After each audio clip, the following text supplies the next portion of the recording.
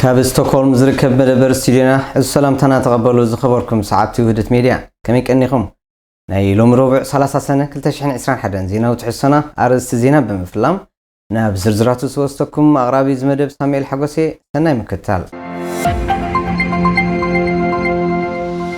اب كتماي تبوري اب ورحي حمله بزحت حدش هصانات كولد مخانم تحبيرو كاب شودن اب جيرمن زوسد حدش مسمر مغعزيا برتخفيتو حيال متن مقت هيوت بزحت سبات يقذف مهلاو تحبيرو بومبر بايتو شودن حدش منغستين مسرات زعلمت عارتاتي يقصل مهلاو تغليصو منغستي تاتاتيو نزصنحه قياد ممرحيتات دغيمو خمزفكسو تزاريبو اب يتوبوري بزحت حدش هصانات كولديم اب كفلات كرامات ناي زحيزنا زلنا عمت اب هوسبيتال سهل جرانسكا يتوبوري بزحت حدش هصانات كولد مخانم اغلغلوت راديو شودن حبيرا بمسرت ناي تزرخبنا زينا متن ناي تمابتا ختما عمت زولدو هصانات دحري 5 عمتيو كندز زايد زرزلو ورحي 732 حدش هصانات كولد مخانم يقلص مس عمت 2017 ዝተዋልዱ ህፃናት ክነጻጽርካ ክረአን ከሎ እቲ ቁጽሪ ብ25 ሚታይት ክውስኽ ምዃኑን ቀንዲ ጠንቂ ናይ ዝምውሳኽካ ምስ ፍሕፋሕ ለበዳ ኮሮና ቫይረስን ንሱ ዝፈጠሮ ሃዋህውን ዝደረኸ ምዃኑ እቲ ዜና ኣብ መወዳእታ ይገልጽ ንጀርመን ዝወስድ ሓድሽ መስመር ባቡር ካብ ስቶክሆልም ናብ በርሊን ብባቡር ዝግበር ናይ መጓዓዝያ ኣገልግሎት ካብ ዝሓለፈ ሰንበት 27 ሰነ ጀሚሩ ከም ዘሎ ካብ ጋዜጣ ኣፍቶም ብላንድ ዝተረኸበ ዜና ይረድእ እቲ መደብ ካብ ክፍላት ክራማት ናይ ዝሓለፈ ዓመት ክጅመር ተሓሲቡ እኳ እንተነበረ ብሰንኪ ምስፍሕፋሕ ለበዳ ኮሮና ቫይረስ ክሰጋገር ከም ዝተወሰነ ይፍለጥ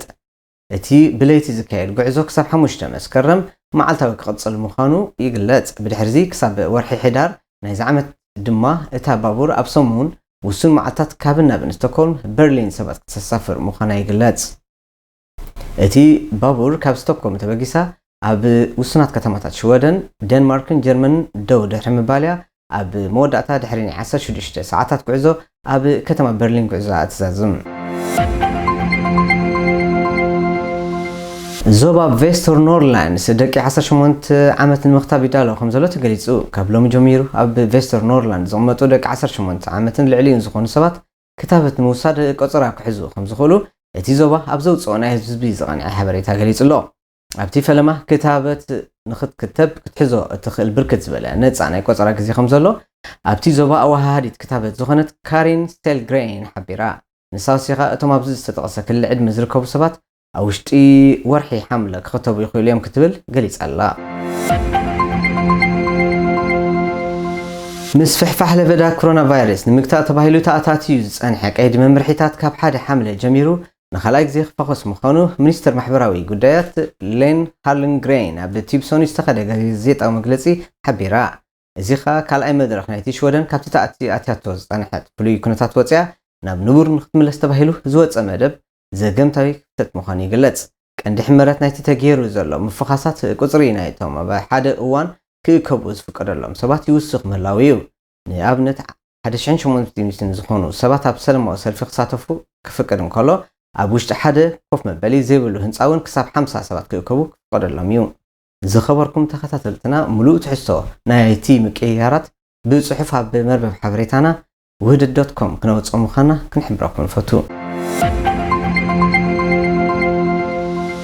ዝኸበርኩም ተዓዘብቲ ቀንዲ ዜናታት ኢኹም ክትከታተሉ ጸኒሕኩም ስዒቡ ሓጸርቲ ዜናታት እናቕርበሉ መደብ ኣሎ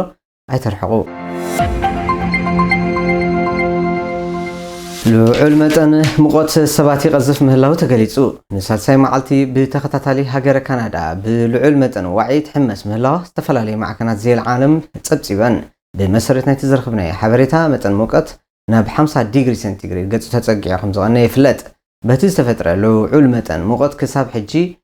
ብውሕዱ 200 ህይወቶም ከም ዝሰኣኑ ቴሌቪዥን ሽወደን ጸብጺባ በቲ ልዑል መጠን ሙቐት ዝተራእየሉ ከባቢታት ምዕራብ ካናዳን ሰሜናዊ ምዕራብ ሕቡራት መንግስታት ኣሜሪካን ከም ዝኾነ እቲ ዜና ይረድእ ቀዳማይ ሚኒስተር ሽወደን ስቴፋን ሎቨን ሽወደን ኣብ ሓድሽ ምርጫ ካብ ተኣቱ ኣነ ካብ ስልጣነይ ክወርድ ይመርጽ ዝበለ ውሳነ ድሕሪ ምውሳዱ